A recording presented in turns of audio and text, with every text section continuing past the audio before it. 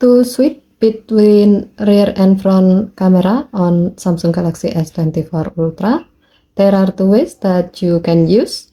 First, by using the switch camera icon. To do so, open camera app and then tap the switch camera icon at the bottom right to switch between rear and front camera.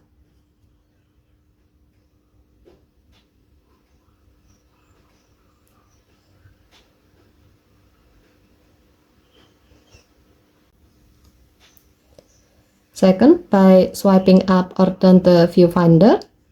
However, before you can use this way, you have to make sure that the swipe up or down to switch camera option is on. To do so, open camera app and then tap setting icon at the top left.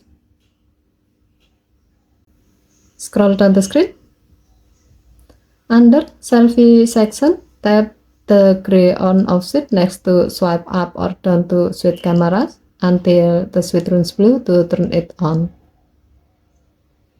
Tap the back key. Now you can switch between the rear and front camera by swiping up or down the viewfinder like this.